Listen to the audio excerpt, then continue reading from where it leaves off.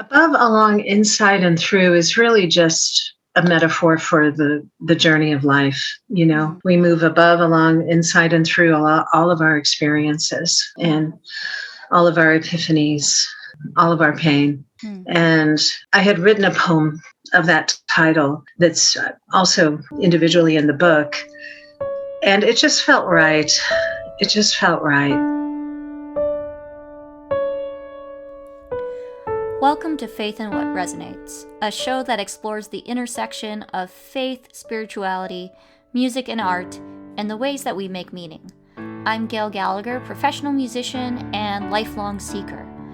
I'm a member of the Unitarian Universalist Church, and one of our principles is that everyone has their own free and responsible search for truth and meaning.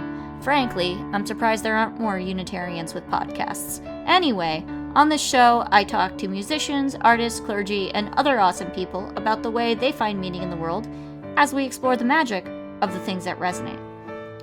My guest today is Lisa Wagner-Carollo.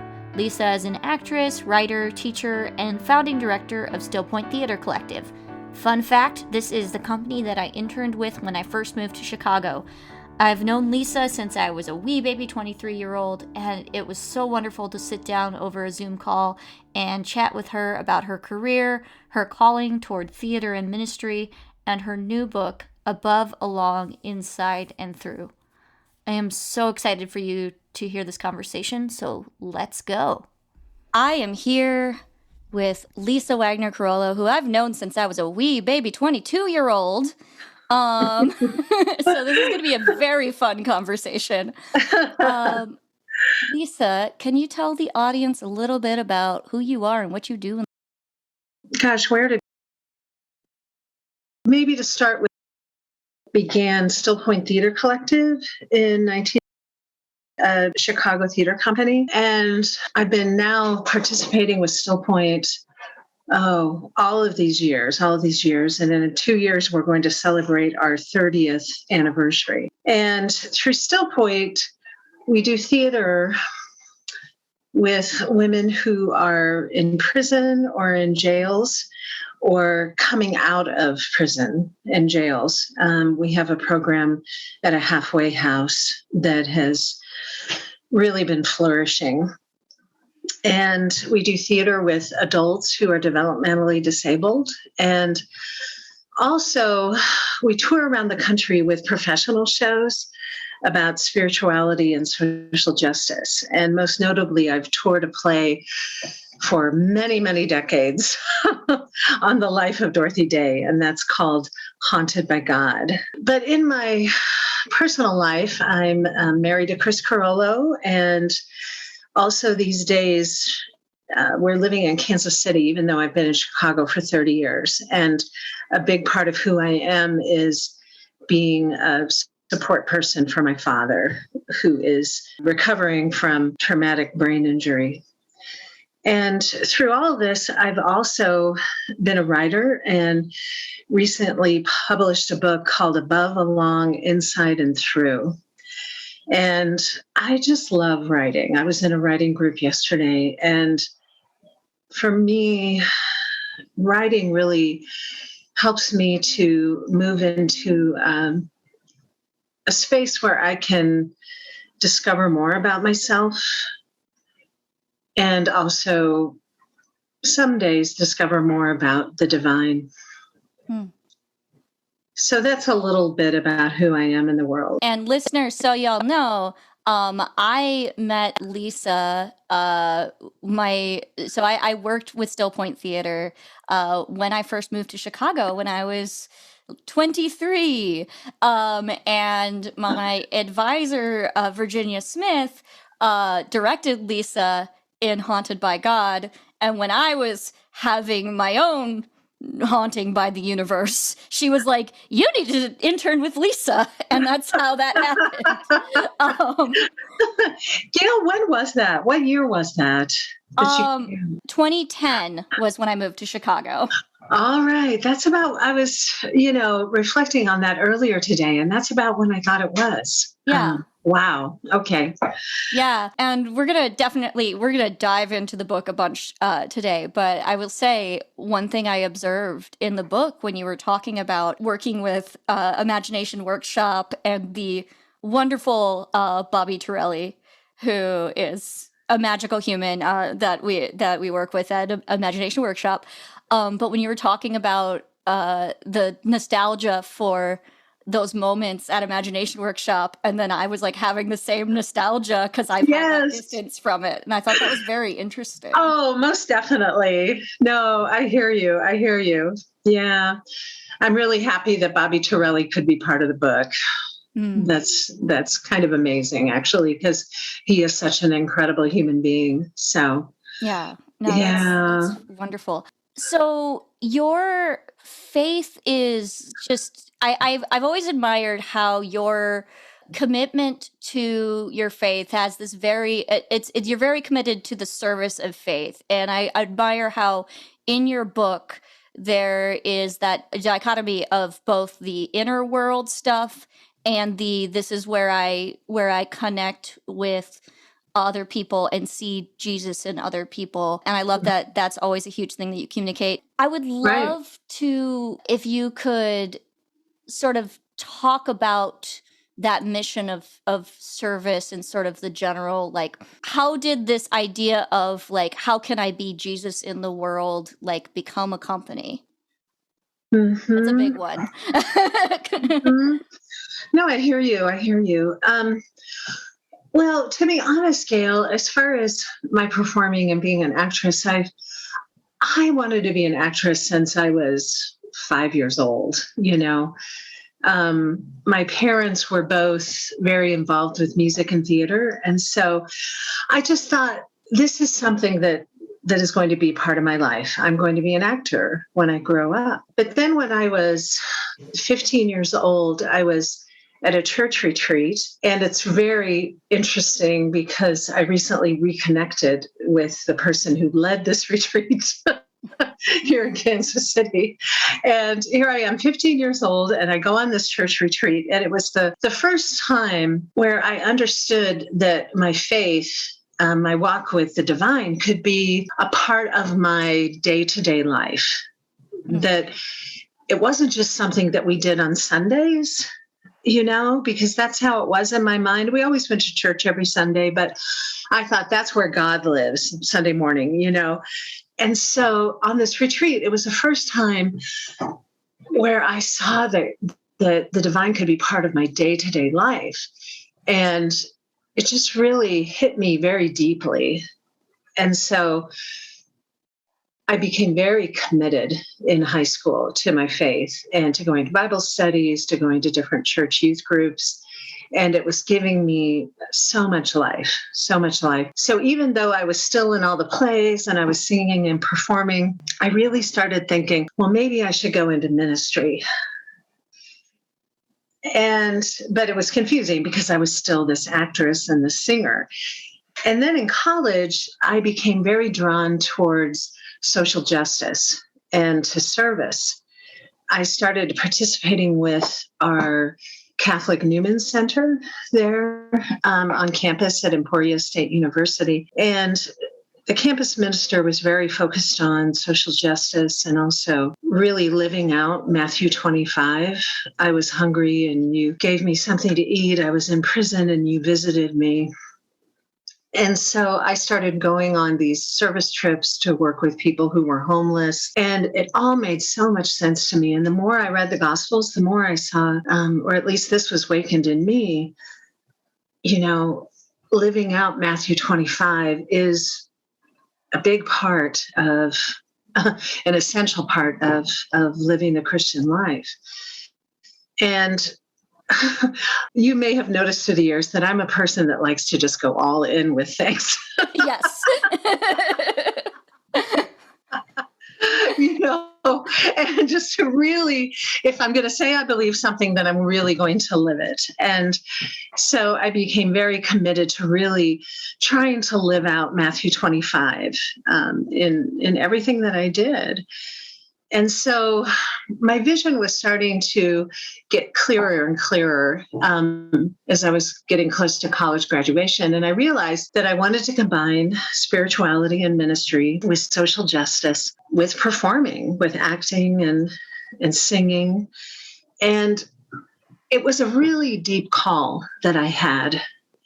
And it wasn't that I wanted to do one or the other. I wanted to put all of these together and fully live it out. And I really couldn't find a way to do that as I was getting out of college. So I went and lived for 2 years in a L'Arche community. Are you familiar with L'Arche? I am. I think breaking it down for the audience a little bit would be good. Yeah.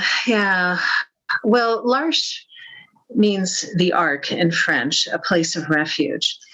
And it was started in France probably almost 60 years ago by a man named Jean Vanier. And he took in a couple of men from the local institution who were developmentally disabled and wanted to create community with them. And that's basically what L'Arche is today, creating community with people with developmental disabilities. And I was very, very fortunate in that they were starting a new L'Arche community here in my hometown of Overland Park, Kansas, just as I was getting out of college. So instead of following this dream that I had, this vision, this call that I had to combine theater with spirituality and social justice, I ended up moving into the L'Arche community. And it was a true gift because my friend, Sister Lucy Walter, and I were the first 2 assistants that lived in the community. And now they have about 4 different houses and a day program and tons of people. And my husband and I still have some connections to them here in Kansas City. But even though I loved L'Arche, I was very frustrated because I miss theater so much. And it was a real struggle. I could, you may know this feeling. I would go to a play and I would just be so frustrated and sad because I wanted to be on stage. And I didn't understand it because I felt like in so many ways I was living out truly my call, but the missing piece was theater. And so there was a company that came through Kansas City from Chicago, and they were called Call to Action. And they were combining everything that I wanted to combine as a performer. So I ended up getting an audition with them, and they were just happened to be coming through Kansas City for a performance. And during the interview, something kind of profound happened. Now, just backing up a little, I had been reading about Dorothy Day, the Catholic activist who started the Catholic worker movement in 1933. And I had heard about her at a church mission that Sister Lucy and I went to. And on the way home, I asked Lucy, I said, tell me more about Dorothy Day. And the more I heard, the more I realized this was the kind of story that I really wanted to tell on stage. This was it. So I got all these books about her and was reading about her. So when I finally had this interview with the Chicago company, in the course of the interview, the director said to me, now, Lisa, you may be interested in doing your own projects. Members of our company have individual projects that they work on. And I thought, oh my gosh, I should tell him this idea I have for this play on Dorothy Day. So I just started to clear my throat to tell him this idea. But before I could say anything, he leaned forward and said, well, for example, you might be interested in this. We'd really like someone to do a play on the life of Dorothy Day. That's amazing. And I thought, oh, I'm moving to Chicago. I felt like at that point in my life, with what happened with L'Arche and with moving to Chicago and the play on Dorothy Day, I felt like God really dealt with me in primary colors, like, do this. Here is your sign. Here is the door. Go through it, And I find, it's funny because I find, getting older, and I don't know, maybe my filters are more muddied, but it feels like it's not always that clear at this stage of my life, Mm-hmm. But back then it was just like, do this, go there. Here's the open door, go through it, So I moved to Chicago and started working on this play with this company Call to Action. And then 3 years later started Still Point Theater Collective after I left Call to Action. So yeah, That's a lot, but that's a lot of how I got to the point where Still Point then was born. So Yeah. Well, and I love that story, and I had not heard the magical moment of how the Dorothy Day play like came together, and that is some ridiculous synchronicity, and I love it so much. And yeah. that is, yeah, and that's something I definitely want to talk to you about well, we'll get into the book, but the poem Laughing God. Yes. Yeah, we'll start to get into the book. I want to talk about the poem Laughing God and then talk about the book, because who needs structure? So and I'll have you read it, but I wanted to tell you sort of my thoughts with that is that I have this very, like, I think of God as an improv partner.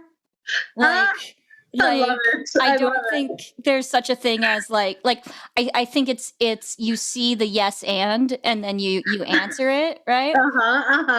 And also God has a sense of humor. And sometimes that's it's like, great. Well, here's a weird sketch I've thrown you in. Scene. So that's what I thought. I really like that image of God as an improv partner. Yeah. I really like that. Yeah. And sometimes God is supportive, and other times it's like, here you are, have fun. That is great. Oh gosh. But yeah, I would love to, for you to read Laughing God, and then sort of, I want to hear sort of how that came to be. Sure. The book itself or the poem itself? The poem itself. Let's do the poem, and then we'll do the book. Okay. Sure. Yeah. Sure. Laughing God. Is it true? Have our prayers been answered by a rollicking, rambunctious God who hides herself so we can't hear her laughter, who absorbs the steam of our prayers and condenses them into answers that baffle and confuse? I labor on the shore, dear God, earnestly building this boat of my expectations. I dream of sailing to the other side. So why does she seem to shatter and obliterate my boat as I begin my tour, leaving me adrift, floating aimlessly with a board and a nail?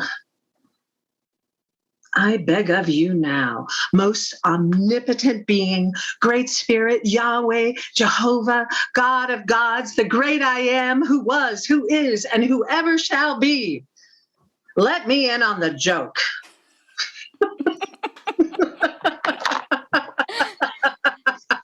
Yeah. I love that one so much. Oh, great. I'm glad you resonated with that. Yeah. So when did that one come about? Like, oh my goodness. Okay. Let me think about this. Because when you write something, it's in a particular moment. Mm-hmm. So I'm just trying to go back to that moment, but it's really not a moment. It's just a number of experiences. Okay.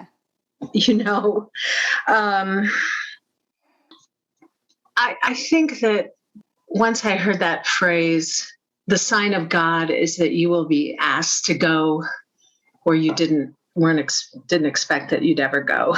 Mm-hmm. And I think as human beings, we want so badly for everything to fit and for everything to be ordered and to make sense. Mm-hmm. And it gets to the point, Gail, I think, where we believe that this is possible. We get to the point where we're like, I believe this so strongly that things should make sense, that things should be ordered, that things should go as I plan them, that when that we start feeling, our prayers become that way, Mm-hmm. Oh God, let this happen. Or, we get this plan and then we say, oh God, please, please, please. I beg of you, let this happen because I know it has to happen, because we have so convinced ourselves that this is what we need.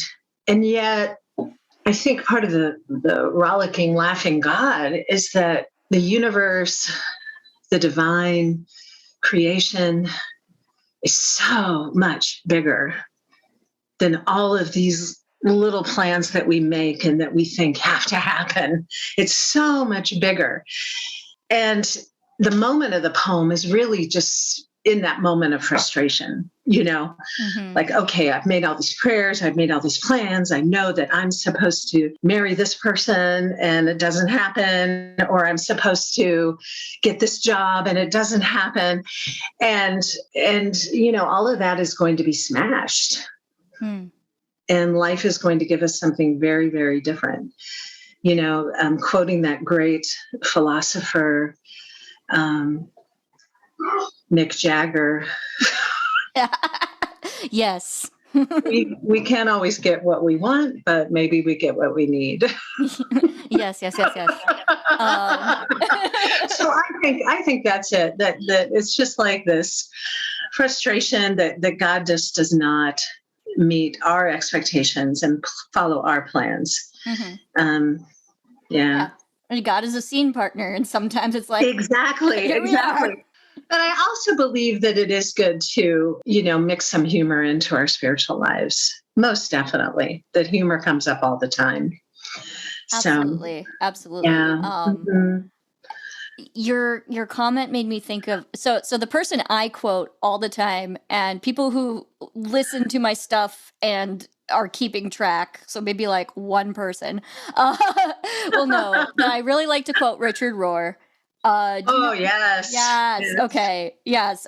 Father Richard Rohr is like, I think that's really like helped me get a grip on my recovering Catholicism is his stuff, because yes, so thoughtful. But he always talks about the idea of order, disorder, and reorder as like this core spiritual practice. And it's like, so you part of it is going from that place of order to the disorder and then putting it all back. Reorder. Yes. And that's why I was saying the poem is in that moment of frustration, because it doesn't go on to say that maybe that board and a nail is going to carry you somewhere that's more advantageous, But, but I don't want to be overly simplistic, because sometimes it won't. Sometimes you're just kind of left going, don't get it. I don't get it, and I just want to be careful not to oversimplify things, because our experience is so complex as human beings, so. Absolutely. I mean, it's like that. I've been following Kate Bowler's content, and her podcast is called Everything Happens, after her book, Everything Happens with For a Reason crossed out. Right.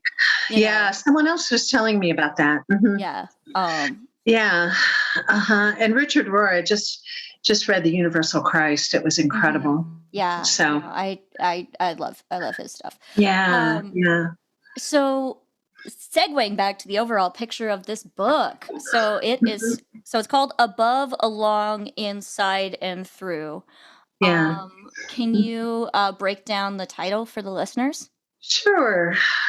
Above, Along, Inside, and Through is really just a metaphor for the journey of life. We move above, along, inside, and through all of our experiences and all of our epiphanies, all of our pain. And I had written a poem of that title that's also individually in the book. And it just felt right. It just felt right to name it that. So, yeah. Yeah. When you were working on the book, how did it all come about? Because I know that these are all like poems and prayers and reflections from like a long span of time, or reflecting on a lot of different moments in your life. Yes. But what is like the time span on this? Like, how long have you been sitting on this? It's really interesting. Oh my. I think it includes work, things that I wrote starting probably around 1990. Okay. And moving up until I started compiling everything I'd written in 2009. So almost 20 years. And so there are places in the book where the publisher and I decided to include the date. Mm-hmm. And that usually is there if for some reason it's not something I would write now, Mm-hmm. but we felt like it was still something very important to include. Yeah. From a very different stage of my life. And I think that that is a very interesting thing of the book. It's like my late 20s up through my late 40s. So the time that it encompasses. And I started compiling it in about 2007. I had gotten to a point where I had done a great deal of journaling through the years and been in various writing groups. When I was in high school, I fell in love with writing and that just continued, but I decided not to make that a very focused career as a journalist or a writer, but to go on the path that I explored in my life. But that whole time I was continuing to write, especially after in 1982, when my brother, my older brother, Mark, took his life, and our family suffered through that unspeakable tragedy. And through the years in my healing from that, I would write. And so by the time I got to this point in 2007 where I felt like maybe looking through what I'd written through the different journals, through the different pieces I'd written in writing groups, it was my hope and prayer that compiling them could be something to help other people on their journeys. And I remember I was feeling very frustrated because my life in the theater is so all-consuming, and has been through the years, that I was feeling frustrated that I didn't have time to work on the book or on my writing. And so in 2007, in the summer, to get myself jump-started, I went on a retreat in New Mexico with Natalie Goldberg, who wrote Writing Down the Bones. Nice. Just Natalie Goldberg, yeah. Did you know that, Gail? I didn't know you got to hang out with Natalie Goldberg. That's great. Yeah. Now, if you had said Julia Cameron, I would have lost my mind even more. But Natalie Goldberg. Well, I had always admired her and her book, Writing Down the Bones, and her practice of, what she calls writing practice, doing timed writings, and really trying to get in touch with your, as she says, wild mind, was just so profound to me. And it was a practice that we shared a lot in our work with women in prison and women coming out of prison. We would do writing practice with them. So I think it was one desperate morning when I was feeling frustrated about my writing. I looked up Natalie and saw she was giving a writing retreat in summer of 2007. So figured out somehow a way to get there. And it worked. It was a real catalyst for me to start focusing once again on compiling my writing into something. I had the idea of a book. And I remember one thing that Natalie said was, she said, as far as structure, if you have a lot of things you've written and you're trying to find the structure, she said, let it come very organically. Don't force it. The structure will come to you if it's the right one. And I looked at everything I'd written, and it was just so different. It was poems, it was prayers, it was short prose writings, and all very memoir based, because that's really what I write about. I write about my own experience. And so I remember one day I was driving around and had maybe just been reading some of the poems for the book. And one was the poem Above, Along, Inside, and Through. And I remember it just hit me. I thought, that's the structure for the book. Above, not the best metaphor, but one that just seemed to work for life with the divine. Along, looking at relationships. Inside, exploring our interior life. And through, getting through very deeply painful experiences, such as my brother's suicide. And it just hit me. I was like, okay, organic, that's it. That's the structure for the book. And what, it was interesting because I kept in touch a little with Natalie just by emails. Mm-hmm. And some days I would get back after I met her in 2007, I would get back from a really good session at the prison where we did timed writings and did her writing practice. And I'd send her an email and I say, we just had the best session doing writing practice at the jail. And she would write back, oh, that warms my heart. Thank you so much. And I still just greatly admire her. I just read one of her recent books about her battle with cancer. So, yeah. That's so cool. Because I knew we were doing her stuff, but we were using her writing practices in the prison program, but I didn't realize that you'd worked with her. That's really cool.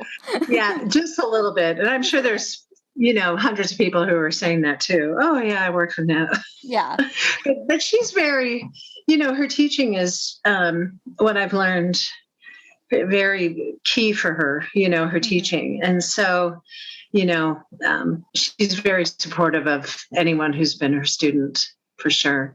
But let me just read that poem. Absolutely. Above, along, inside, and through, I trace my finger along the mountain ridge. The trees gently bend beneath my touch. My hands smooth the tops of the mountains and tickle the laughing waters. I part the foliage and I find myself hidden under green leaves, so small, shaking, in awe of the vastness. Still, I move, above, along, inside, and through the mystery of creation and myself. And I do think that mystery is really key to many of the movements in the book. So we'll be back to my conversation with Lisa Wagner-Carollo in a minute, but I wanted to quickly tell you about what's happening with the New Faith New Media Network. As you know, the show is produced by New Faith New Media and Interfaith Podcast Network. We just launched our crowdfunding campaign to help us pay for an amazing new website. This website will include our very own discussion forum where folks from different faith backgrounds can build community, discuss New Faith New Media shows, and connect on other topics as well. Shout out to Susan Lavelle, Katie Oberly, Al Cole, and Lori Morrison for their donations so far. You can find out more about the campaign and how you can support by heading to bit.ly/NFNMindie. That's bit.ly/NFNMINDIE. And that link is, of course, also in the show notes. Thank you for your support. Okay, back to the conversation.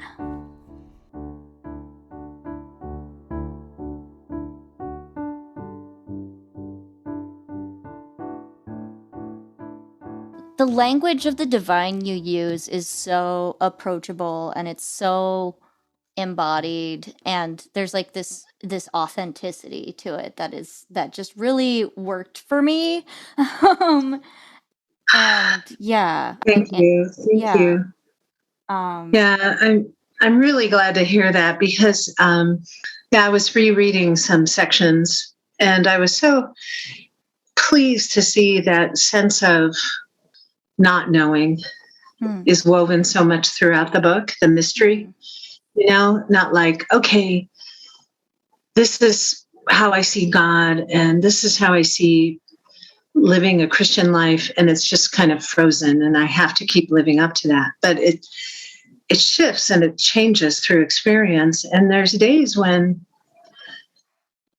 we feel like, or at least I do, that I don't know anything. A friend of mine used to say that from Hogan's Heroes, Colonel Klink was his spiritual director. I know nothing, but I really believe that There are experiences, there are people, there are moments when we're alone in prayer where there is a very, very strong sense of God walking with us and God's presence, and moments of epiphany where we have realizations that will be with us all of our lives.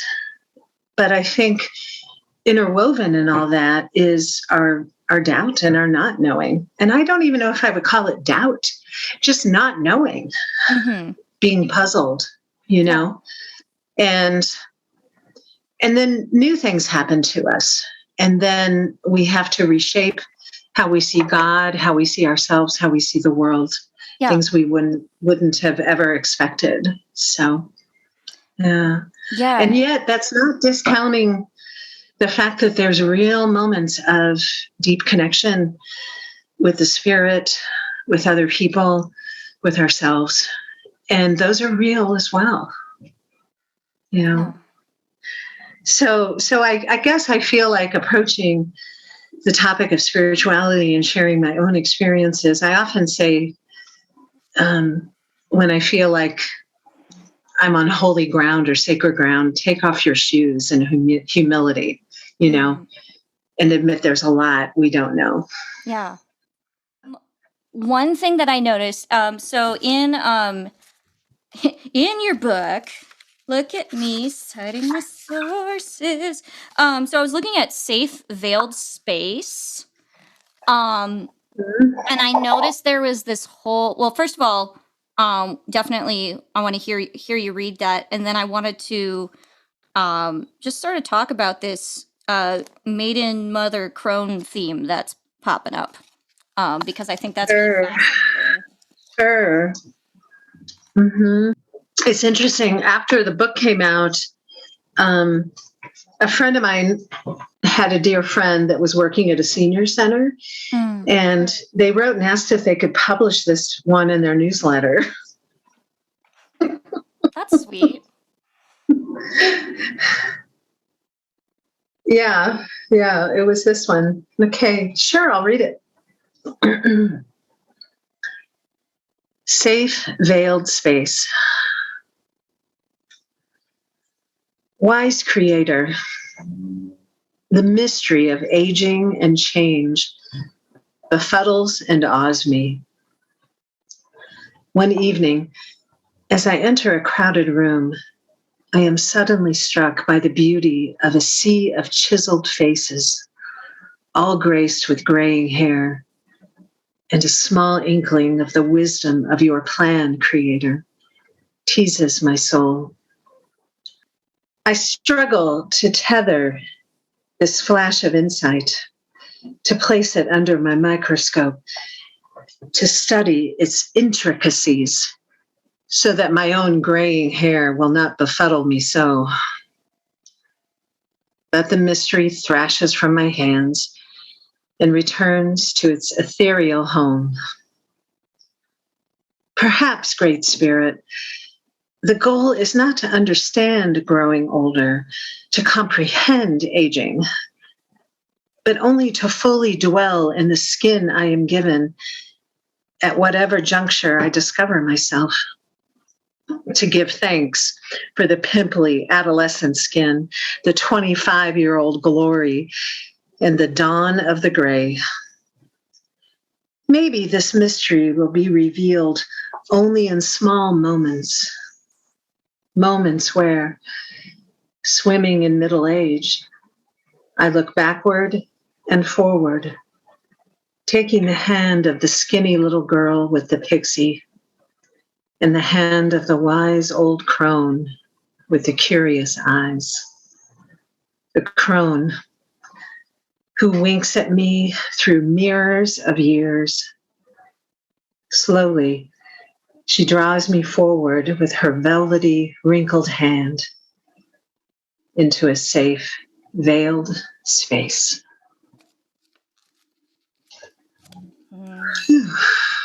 I love it so much. And I think what I love about it is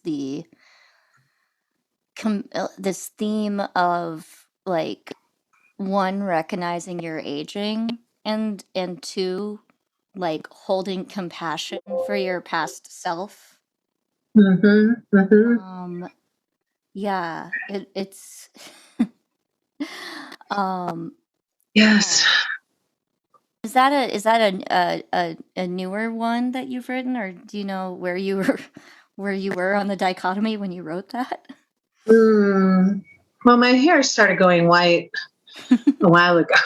Yeah. Let me see. I'm 57 now, almost 58 next month, and I'd say maybe about 7 years ago or so, it started the white started coming in. And so it might have been shortly before, I started compiling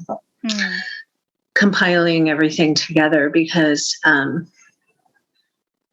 don't know, but I was having, not to get too technical, but I was having wisps of gray pretty early, even before, 10 years ago or so. And so you've had gray hair the entire time I've known you. Yeah, really? Okay. So I guess so. It's, but I got married in 2007 and it just looks totally dark. It's crazy. I can't even believe that's me, So, I was having trouble placing that, getting a little too technical here, but, and even now I think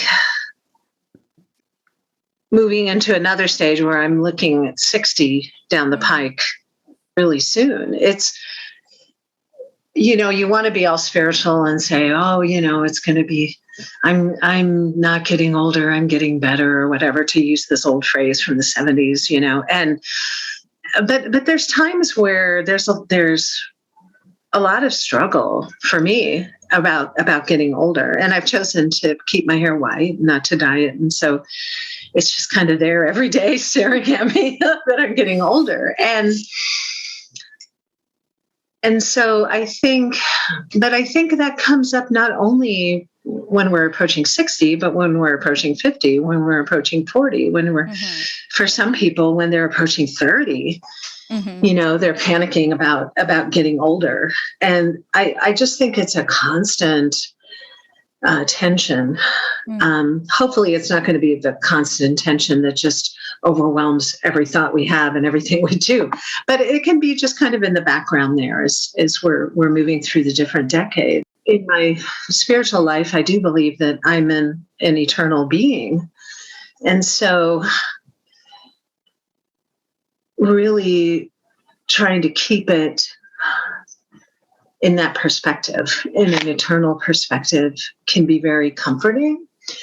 And also to know that, like in the poem, this crone that is drawing me forward is the person that I will be maybe 30 years from now, and will be someone who has grown in ways I can't imagine right now. So to really fully accept the fact that so much of what our culture says about aging just really isn't accurate. It's no fun to have the very real losses of losing a lot of friends who are dying and feeling alone when you're 85 years old because most of your friends have died, or 95 years old. There's the very real breaking down of the body that has to be dealt with. But that's not always the whole story, that there's depths that perhaps I will have in 30 years that I don't have now, and understandings that I will have that I don't have now. So being open to letting that crone draw me forward is something I aspire to, I would say. Yeah. On good days. On good days. Yeah. Well, and I love the image of the crone too, as like the ultimate like voice of inner wisdom. Like I think that resonated with me as this sort of like this inner voice. I call my inner voice of wisdom, like, it sounds an awfully lot like my mom, but isn't my mom. But yeah, and so it is it so I attributed the crone as that like eternal voice of wisdom that Mhm. which you eventually, I guess, level up to. Yes. And you know what I find so astonishing about our culture and Mhm. and this whole worshiping of youth and not being honest about how old we are, if we're embarrassed by it or whatever, is that we're all on the same life cycle. And it's Mhm. like, it's not like any experience. I mean, everyone is going to go through this life cycle. And that I don't understand why that's just so plain, that we don't just accept that Yeah. and try to find the growth in that. So, Hmm. yeah. Yeah. Yeah. No, it's just a beautiful piece. Let's see. Um. So I wanted to talk about switching gears a little bit. So there's this story in your book where you talk about the Jean Donovan piece and bringing her story to life in theater and well for and that just made me in general think about so I love playing characters that are first source or characters that you are performing their words or people who've existed and there's this reverence and there's this honor and there's this sort of spooky quality to it, and I'm curious, in your experience playing Dorothy Day, playing Jean Donovan, have you had any interesting like channeled moments with them, or what's your relationship with these first source characters like? Well, again, approaching these characters, you definitely have to approach them with a lot of humility. And by the way, we did a reading, didn't we, where you Yeah, played Jean? I did play Jean, and I'm she came, like I had a channeled moment with her, is I will just say, which acting wise I think it could be attributed to this moment where she was like it was the she found out her friend had died, and there's the breaking of the cigar. I think it was the moment of where I had to break this cigar and like lose my stuff, where that really like embodied and put me in the character. But I also it was a very spiritual moment, and I had that with Rachel Yes. Corey as well, when I played Rachel Corey. Uh-huh. Uh-huh. Yeah. So uh and during the phase where I kept playing outspoken white women who went to foreign countries and got killed, because that's a character type. Oh, right, right. Oh my goodness. Oh, But with both of them, like I had these moments where I was like, "Am I channeling you? Is that what's happening?" Yes. So I'm curious if you've had any of those sort of moments, because it's such an interesting thing. oh gosh. Um, there's a measure of humility when you're playing somebody who has walked on this earth for real, and and a little courage because you aren't going to do it perfectly. I'm not going to have every gesture of Jean Donovan, of Dorothy Day or Jean Donovan down, to the nth degree, or I'm not going to be the memory that people who knew her have of her, and yet you tell yourself, just get out of the way and share this story because it's so important to share. And so that becomes secondary almost, for everybody to praise you and say, it was just like I remembered her or whatever, because that's rarely going to happen. And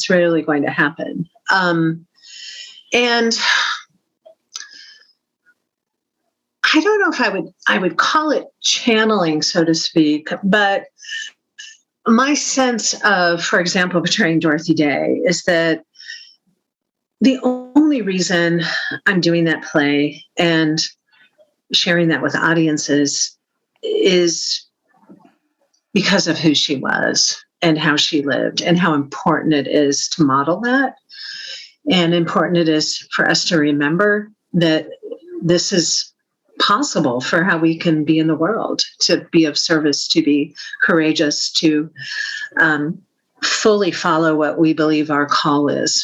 And so that's very important. And so for me, it's needless to say, I mean, stating the obvious, it's ministry, to get on stage and portray Dorothy Day. And so in any ministry I do, I often say, Holy Spirit, this isn't about me. This is about you. Help me to let go and just work through me, to be totally honest. And I don't know if that sounds, I don't know how that sounds, but that's my reality. Yeah. That's my reality. And so in some ways, since I believe Dorothy is so and was so connected to the Holy Spirit, and I feel like we come together even in that moment. On those shows where I can just really let go. And there's times when you can't, it's harder to get there, and even that sounds like something that is up to me. But there's sometimes, where I don't feel it as strongly, but many times I do just feel that accompaniment of the Holy Spirit when I'm performing. And that's really what is most important to me.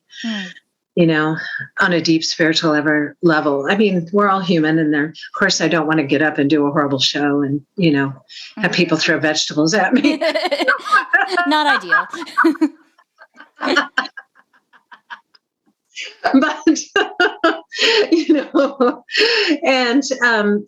but essentially that is what's most important to me when I'm performing, when I was performing the Jean Donovan piece. And, I finally have a show of Dorothy Day on December 6th. It's my first show since COVID has hit.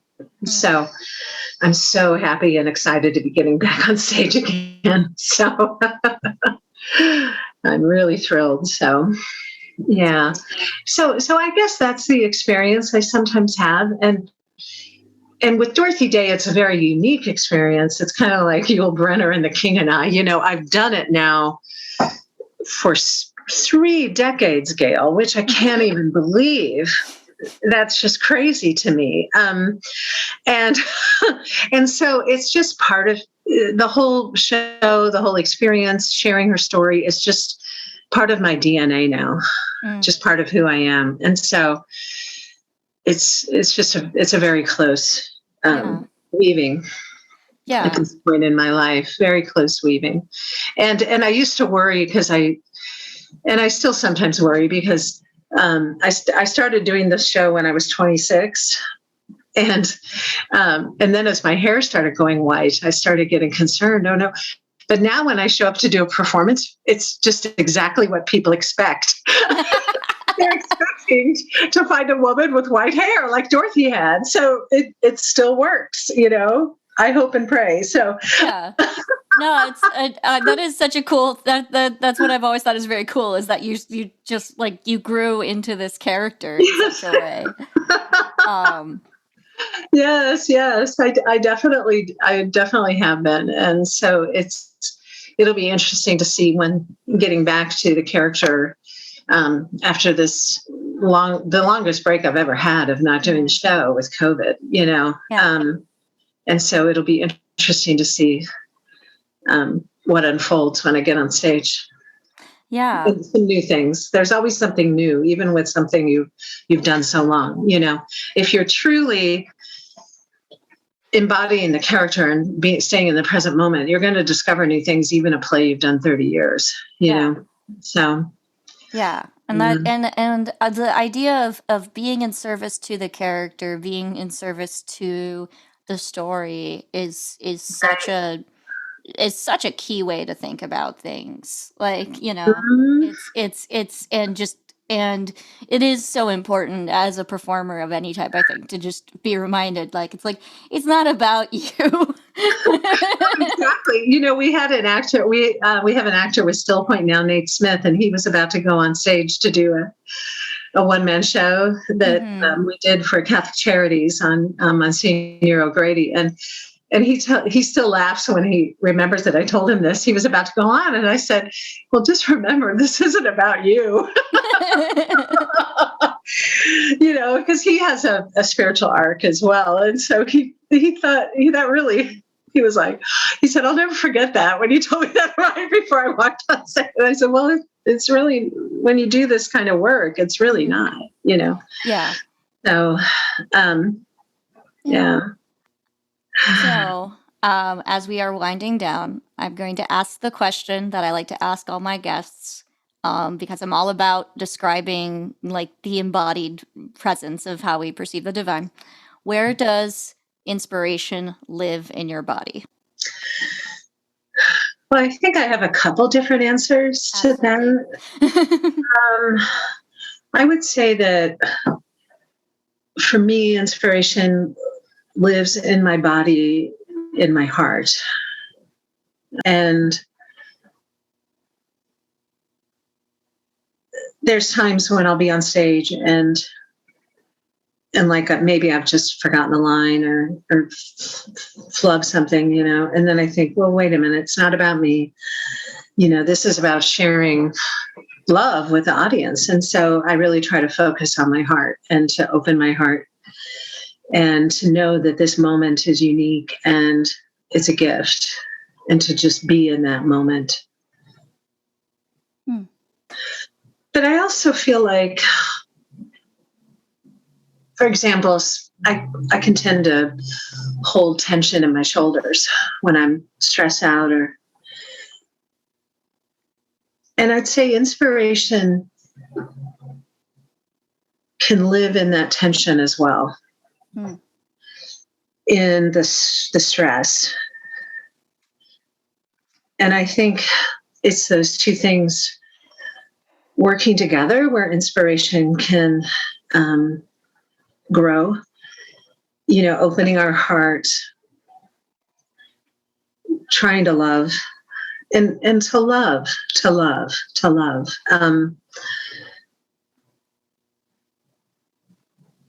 Just to own up to the fact that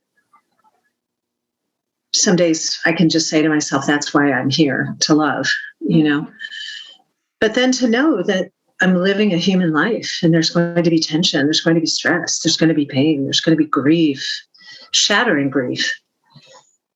And that tension in the shoulders makes me think of all those challenges. And so it's the dance of those two things working together that gives me inspiration, and where I think creativity grows and can emerge from. That's a really beautiful answer.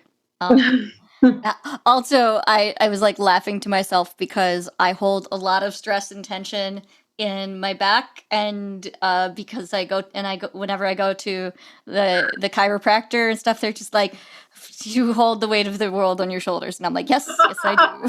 Yes. Yeah, I mean that phrase came from somewhere, where a lot of us, what a lot of us do. Yeah. I hear you. Mm-hmm.